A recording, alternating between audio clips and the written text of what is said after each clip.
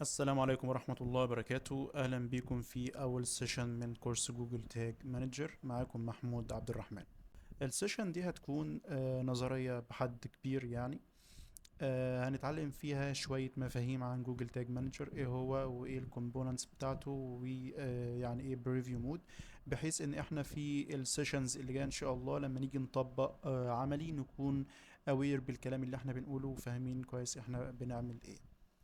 وبرضه هسيب لكم في الديسكريبشن كورس لإبراهيم هنداوي وكورس لعمرو رضا، فبرضه ممكن ترجعوا لهم لو حابين، لو في حاجة مش واضحة في الكورس بتاعي أو حاجة. وأخيرا أتمنى وأطلب منكم طلب شخصي إن أي حد موجود دلوقتي يدعي إن ربنا يرحم والدتي ويغفر لها ويسكنها الفردوس الأعلى هي وجميع موتى المسلمين يا رب، اللهم آمين. بسم الله. اللهم علمنا ما ينفعنا وانفعنا بما علمتنا وزدنا علما. ايه هو جوجل تاج مانجر؟ تعالوا نتخيل ان انا عندي موقع الكتروني.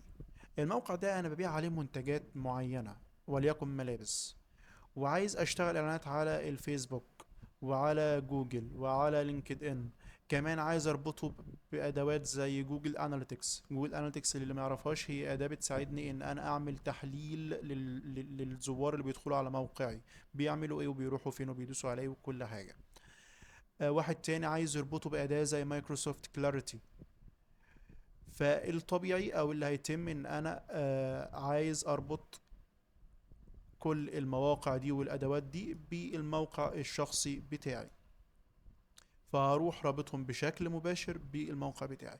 بس هنا بتقابلنا ثلاث مشاكل. اول مشكلة هي ان الاكواد دي لما تتحط في الموقع بتاعي هتخلي الموقع بتاعي تقيل جدا، مش هيكون سريع وهيحمل بصعوبة. تاني حاجة ان انا شخص معرفش في الكودينج، ولا اعرف يعني ايه هيدر، ولا يعني ايه فوتر، ولا يعني ايه بودي. فانا لو دخلت عملت اي حاجة فانا هدمر الموقع بتاعي وهيحصل عندي ايرورز كتيرة جدا. تالت حاجة ان انا حتى لو بتعامل مع ديفلوبر فانا هخش كل شوية خد الكود ده حطه وخد الكل وشيل الكود ده وحط الكود ده. فالموضوع هيبقى مرهق، بلس ان هو هيكون يعني تايم ويست. هيكون انت تروح له الاول تقول له حط لي الكود ده، بعد كده هو يرد عليك الكود ده اتحط او ما اتحطش او لو في مشكلة، فهتلاقي ان في وقت كتير بيروح منك. فهنا بيجي دور جوجل تاج مانجر في النص. في النص ما بين المواقع والادوات اللي انا شغال عليها وما بين الموقع بتاعي. بدل ما بربط الحاجات دي بموقعي على طول بشكل مباشر، لا، انا بربطهم بجوجل تاج مانجر، وجوجل تاج مانجر بدوره بيسمعهم في الموقع بتاعي. يبقى احنا نقدر نقول ان جوجل تاج مانجر هو أداة وسيطة ما بين المنصات او الادوات اللي انا بشتغل عليها وعايز اربطها بموقعي وما بين موقعي. تمام. ايه هي مميزات او اهمية جوجل تاج مانجر؟ اول حاجة ان الانترفيس بتاعته سهلة جدا والهوم بتاعته كويسة، فانت مش محتاج ان انت تكون حد تكنيكال علشان تتعامل معاه. تاني حاجة بتقدر بكل سهولة ان انت تتحكم وتدير الاكواد او التاجات بتاعتك. تالت حاجة انه بيقلل لي فرص ان تحصل عندي ايرورز في الموقع بتاعي، وده بسبب ان انا مش بدخل على الكودينج بتاع الموقع بتاعي كل شوية واحط اكواد او سكريبتات جديدة. رابع حاجة بيخليني ما اتعاملش كتير مع الديفلوبرز او احتاج لهم، لان انا بكل سهولة بدخل على جوجل تاج مانجر وبعمل الحاجات دي كلها. خامس حاجة ومن أهم الحاجات هي إنه بيخلي الموقع بتاعي سريع، لأن أنا مش بضيف السكريبتات أو التاجات أو الأكواد في الموقع، لا، أنا بحطها في جوجل تاج مانجر. فبالتالي الموقع بتاعي بيحمل أسرع وبيكون سريع معايا. ممتاز. ايه بقى الكومبوننتس بتاع جوجل تاج مانجر؟ اولا انت اول ما تفتح جوجل تاج مانجر بتكون هي دي الواجهه الرئيسيه بتاعتك، بتكون بالشكل ده بالظبط. بنلاقي ان في هنا على الشمال بعض الخانات زي التاجز زي التريجرز زي الفاريبلز زي الفولدرز زي التمبلتس. وبنلاقي ان في هنا حاجه اسمها سبميت، وهنا حاجه اسمها بريفيو، وفي هنا كود. احنا خلينا نركز النهارده على ال الثلاث حاجات دول، اللي هو الفاريبلز والتاجز والتريجرز وعلى البريفيو مود. فخلينا نبدأ بالتاجز والتريجرز والفاريبلز ونعرف ايه الفروق ما بينهم. احنا هندي مثال على طول، اوكي، علشان نفهم يعني ايه تاج ويعني ايه تريجر ويعني ايه فاريبل. مبدئيا التاج هو الكود بتاع المنصة او الأداة اللي انا عايز اربطها بموقعي. التريجر هو الفعل اللي هياخده اليوزر، وبالتالي التاج ده هيسمع. اما الفاريبل فهو المتغير او القيمة اللي التريجر قاعد بيراقبها، واول ما التريجر بيشوف او بيحصل على القيمة دي بيبدأ ان هو ينفذ الاكشن المطلوب ويسمع التاج بتاعي. يعني ايه؟ في المثال مثلا بتاعنا احنا شغالين اعلانات على الفيسبوك، وعايز اعرف كام شخص داس على اد تو كارت، ونركز على الكلام اللي باللون الازرق. انا شغال اعلانات على الفيسبوك، فبالتالي كود المنصة بتاعتي او التاج هو الفيسبوك بيكسل. اما التريجر فهو الفعل اللي العميل هياخده، فهو انه هو هيدوس، او اللي هو بنسميه احنا الكليك. اما القيمة المتغيرة اللي التريجر قاعد بيراقبها، واول ما هيشوفها هيحقق لي الشرط والكود بتاع المنصة او التاج هيحصل له فايرنج، فهي كلمة الاد تو كارت. فالفاريبل بالنسبة لي هو الكليك تكست. فبكل سهولة كود المنصة أو التاج هو الفيسبوك بيكسل. التريجر بالنسبة لي هو عملية الكليك بتاعة العميل. الفاريبل بالنسبة لي هي الكليك تكست بتاعة الاد تو كارد. انا شغال اعلانات على التيك توك، وعايز اعرف كام شخص راح للتشيك اوت بيج، او بمعنى تاني كام شخص شاهد صفحة التشيك اوت بيج. طيب التاج بالنسبة لي هو كود المنصة، اللي هو التيك توك بيكسل. التريجر بالنسبة لي هو الفعل اللي هيتم، اللي العميل هياخده، اللي هو مشاهدة الصفحة، اللي هي البيج فيو. الفاريبل بالنسبة لي او المتغير هو ايه؟ هو العميل هيروح لايه؟ هيروح للتشيك اوت بيج، فبالتالي المتغير بالنسبة لي هو البيج يو ار ال.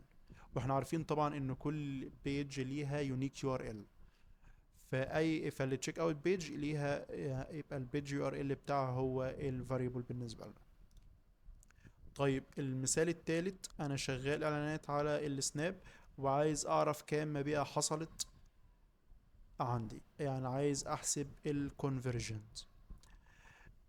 في هنا بقى حاجة، أنا عندي حاجة اسمها ثانك يو بيج. أي عميل بيطلب أوردر بيتحول بشكل دايركت للثانك يو بيج، اللي هي الصفحة اللي احنا بنقول له فيها شكرا لك لقد تم تسجيل طلبك بنجاح. لو أنا قدرت أعرف كام شخص راح للثانك يو بيج دي، أنا بالفعل كده حسبت عدد الأوردرات اللي تمت عندي، أو كام كونفرجن حصل. واضحة؟ انا اي اوردر بيتم عندي بيتم تحويل العميل مباشرة لصفحة الثانك بيج. بالتالي عدد الاوردرات اللي هيتم بيساوي عدد الناس اللي هتروح لصفحة الثانك بيج. يبقى بمعنى تاني او بطريقة تانية، انا شغال على السناب، وعايز اشوف او عايز اعرف كام شخص شاهد صفحة الثانك يو بيج. يبقى التاج بالنسبة لي كود المنصة هو السناب بيكسل. التريجر بالنسبة لي هو الفعل اللي هيتم، اللي هياخده العميل، اللي هو مشاهدة الصفحة، اللي هو البيج فيو. والفاريبل بالنسبة لي هو البيج يو ار ال بتاع الثانك يو بيج. ممتاز. خلينا نروح ناخد مثال تالت او رابع. انا شغال اعلانات على لينكد ان، وعايز اعرف كام شخص عمل فورم سبمشن لفورم معينة. يعني انا مثلا عندي موقع كورسات، وعندي اكتر من كورس، وعايز اعرف كورس الميديا باينج كام شخص اشترك فيه مثلا يعني. فانا هنا التاج بالنسبه لي هو كود المنصه، اللي هو اللينكد ان بيكسل، اللي هو احنا بنسميه الانسايت تاج. اوكي. الانسايت تاج ده اللي هو يعتبر اللينكد، نقدر نقول عليه لينكد ان بيكسل. تمام. التريجر الفعل اللي هيتم، اللي هيقوم به العميل، اللي هو ايه؟ السبمشن للفورم، لما العميل يعمل سبمشن للفورم، فبالتالي التريجر هو الفورم سبمشن. طب ايه الفاريبل؟ احنا زي ما قلنا ان كل صفحة ليها يونيك يو ار ال، فكل فورم ليها يونيك ايدنتيتي او ليها يونيك اي دي. فالفورم اي دي هو الفاريبل اللي عندي. احط الفورم اي دي بتاع الميديا باينج كورس. تمام، ناخد مثال تاني.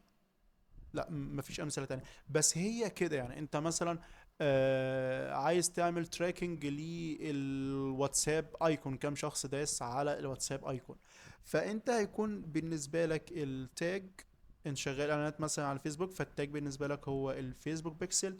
التريجر بالنسبه لك هي الدوسه، الكليكه.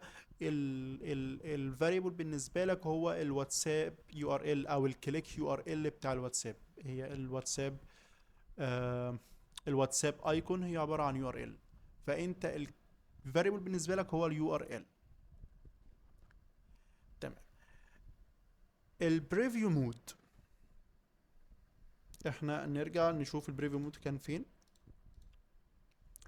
احنا هنا بندوس، يعني انت موجود هنا على الهوم بتاعه جوجل تاج مانجر، لما بتدوس على البريفيو بيروح محولك للبيج دي بالشكل ده.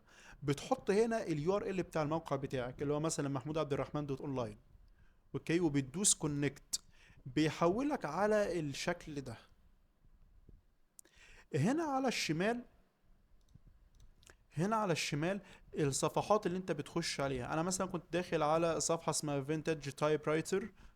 آه بعد كده بتخش مثلا على التشيك اوت بيج. بعد كده مثلا بتخش على الاوردر كونفirmation، اللي هي تعتبر الثانك يو بيج بعد ما بتطلب الاوردر بتاعك. آه فانت كل صفحة بتخش عليها بتتكتب لك عنوانها هنا على الشمال. وهنا التاجز اللي انت عملتها على جوجل تاج مانجر، اي تاج انت ضفته لما بيسمع بيظهر لك هنا. انت مثلا هنا كنت عامل تاج اسمه فيسبوك اول بيجز فسمع هنا، كنت عامل تاج اسمه جي اي 4 اول كليكس فسمع هنا. وهنا في الجزء اللي تحت التاجز اللي ما حصلهاش فايرنج، اللي هي مثلا انا في هنا تاج اسمه فيسبوك فيو كورت، فده ما سمعش لان انا ما دخلتش على الكورت، على صفحة الكورت نفسها. تمام. هنا طبعا بنلاقي حاجه اسمها variables، بنلاقي حاجه اسمها data layers، هنبقى برضو نتعرض لهم في الكورس قدام. تمام، ده كان بكل بساطة introduction سهلة وبسيطة، بتعرفنا يعني ايه جوجل تاج مانجر، بتعرفنا يعني ايه تاج ويعني ايه تريجر ويعني ايه variable، بتعرفنا يعني ايه بريفيو مود وبنستخدمه ليه. شكرا ليكم. ولو في اي تعليق او اي استفسار ممكن تسيبونا في الكومنتات وهنرد عليكم ان شاء الله.